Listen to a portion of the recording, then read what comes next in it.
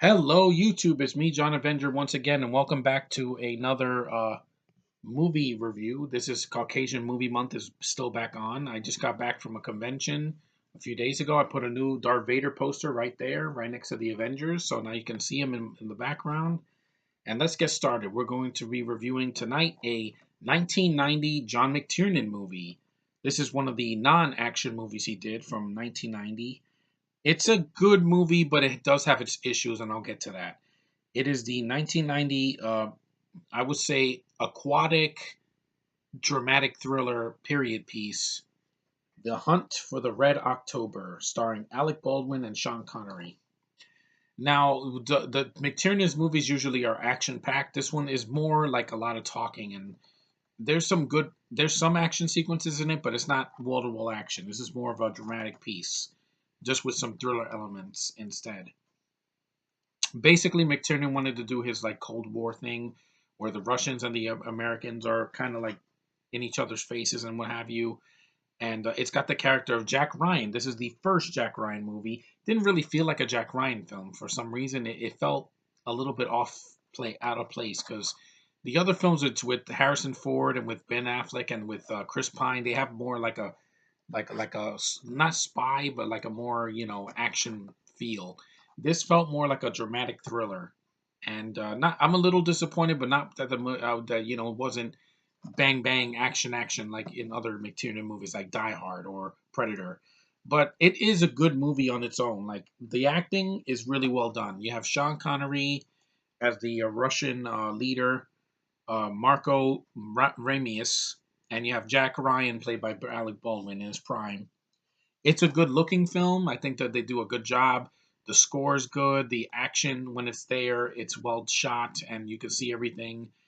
It's a PG movie, so this is a kid can watch this movie by himself. It's not R. I think McTiernan does better when he does R because in PG it's kind of like very sanitized, not very violent, and there's no women in this movie. In the main cast, there's no females. So if you're looking for a movie with like breast or with any like leg shots or anything, this movie is basically Dunkirk underwater.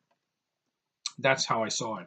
I haven't seen Dunkirk, but that's what I heard that it's just a war movie with a bunch of men from the UK. There's no women in it. But let me read the back. Based on Tom Clancy's bestseller and starring Sean Connery and Alec Baldwin, The Hunt for the Red October seats with state-of-the-art excitement and sweats with the attention of men who hold doomsday in their hands. A new technologically superior Soviet nuclear sub, the Red October, is heading for the U.S. coast under the command of Captain Marco Ramius. Sean Connery. The American government thinks Ramius is planning to attack, but a lone CIA analyst, Jack Ryan, has a different belief. Ramius is planning to defect. But Ryan has only a few precious hours to locate him and prove it, because the entire Russian naval and air commands are trying to find him too. With international peace at stake and time running out, the hunt is on. And yeah, basically, there's a lot of good actors in here. You have, like I said before, Sean Connery, Alec Baldwin. You have Scott Glenn in the movie. He does a good job. James Earl Jones is in the movie. Sam Neill's in the movie. But you know what doesn't make any sense? There are some inconsistencies here. The beginning of the movie, in the first 20 minutes, they speak Russian. And it's understandable as a Russian sub. And the rest of the movie, they speak English with no accents. Yeah, that doesn't make any sense to me. You have a bunch of non-Russian actors. I can forgive that, but they speak Russian with the subtitles and everything, and it's not too much. It's just the first third of the movie, and the rest of the movie they speak English with no accents.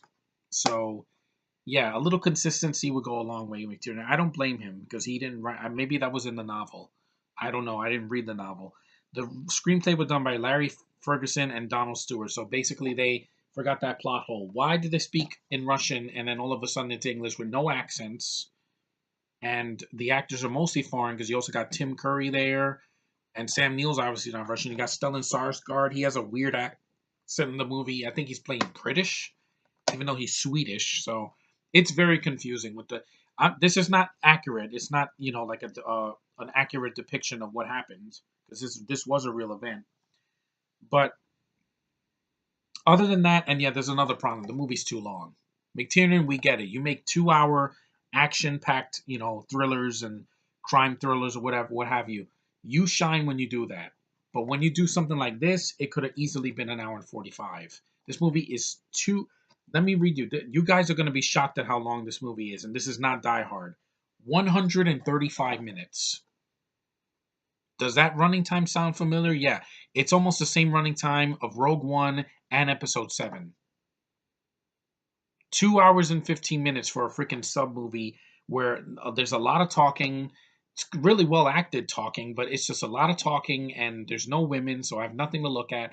And it does feel a little bit slow. It's a very slow movie. If you thought Blade Runner or Blade Runner 2049 was slow, take a look at this. That at least has some gorgeous women, beautiful visuals, excellent storytelling, and even though it's way too long, it at least has a point of being long. It's a sequel almost 30 years later. There's a reason this never got a sequel. It doesn't need it. This movie, the 2 hours, you feel it, is what I'm saying. It's well done, but there's a lot of scenes I would have skipped. The whole beginning of the movie where it's the Russian music, whatever. I don't need that. The opening is too long. The beginning when there's this British girl talking to Alec Baldwin and that goes nowhere. So, it's just to get him on the plane. That could have been cut out. There's a middle part of the movie where it's very slow and Sean Connery's just like talking about when he was a kid, he wanted to go fishing or whatever. That could have been cut out. You could have gotten to the action a lot faster. I know this is not a Die Hard movie, but pacing is really an important factor in any film. And if your film is over 2 hours, it better deliver because this movie is almost as long as a Marvel movie. And there were Marvel movies this year that were way shorter, and you don't feel it. I never felt the running time of Ant-Man and the Wasp, or Infinity War, or Deadpool 2, or Black Panther. Black Panther is almost as long as this, and then you don't feel it. Here, you do feel it because it's a 90s film. You want more action. You know what's a movie I do prefer over this? Even though this is a good movie, I prefer Under Siege. It's a it's an aquatic action film. It makes sure it's an action film first. It's way shorter. Seagal's a badass. There's plenty of blood. It's R and it's got titties in it. So and you got two great actors playing villains, Tommy Lee Jones and Gary Busey before he had his accident. So that was just a little bit more memorable to me. This movie's good, but it's not McTiernan. It's my least favorite McTiernan movie in his early in his career. I still prefer Die Hard and Predator, and I even like Last Action Hero because that's long, but Arnold's really good in it. It has some funny quips. It's got some decent action, and the effects at the time were good, and it has an ensemble cast. So I can forgive that movie for its shortcomings. But this is way too long. You could have cut this movie in at least a third of the running time. It makes the movie drag, and it gets boring at a time. But and if it wasn't for McTiernan and the commentary, I wouldn't shake a stick at this movie. I would be like, this movie's just Das Boot, just in English instead of in German. But maybe just a slow burn underwater is not for me.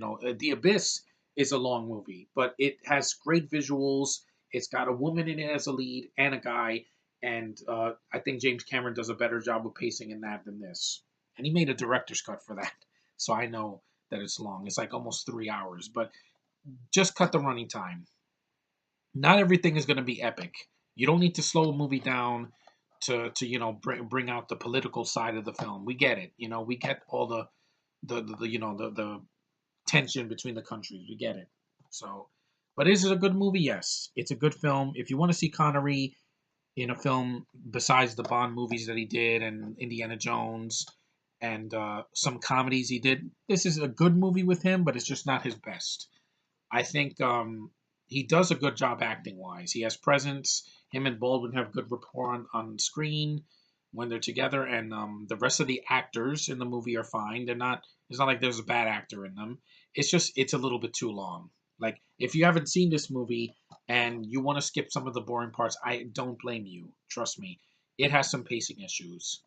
That's his biggest gripe because everything else it's well written for the most part, except for that plot hole that yeah, the beginning of the movie they speak Russian, rest of the movie no accents, no Russian, just English, which is fine with me, but it's still inconsistent because they're supposed to be Russian. But anyway, this is a good movie starring two Caucasians, so yeah, and it's not R, it's PG, so you could watch it. You could let your kids watch this, and they won't be scared. It won't scar them because it's a very early PG from the early '90s, so it's not really inappropriate. But the film is good. It's a good film. It's a well-made movie. I'm gonna say that it's not a shitty film. It's a well-made movie. But I prefer other films like The Abyss and Under Siege, and hell, even movies like The Beast from 1996, because at least I had better pacing and I was in two parts. And it got me invested. And this movie is played dead serious. There's no comedy in this movie whatsoever. So if you're looking for something with some laughs, I would suggest Die Hard, because at least that Bruce Willis is funny in that movie. And but this is not his worst. He's a capable director. He gets good shots. He knows how to direct actors. And even when women aren't on the screen, at least he has something happening. It's not like an hour of this is just talking. At least there's something happening. But it's a good movie. If you've never seen it, one watch won't kill you. And that's all I can say about For the Red October, the 1990 film. It's definitely the second weakest of the Jack Ryan movies. The best one I think is the one with Harrison Ford. One of the ones. I think it's either Patriot Games or Clear and Present Danger. It's one of those. I also like Some of All Fears with Ben Affleck. Get well soon, buddy, by the way. But anyway, guys, thanks for watching. I'm really tired. I just want to do this video and then go to bed soon. So have a good one. Enjoy the Patriots Day tomorrow. Stay safe. And, do something patriotic for the country and keep going. The summer's almost over. Fall's almost here. We got a lot to see in the near future. So see you guys in the next one.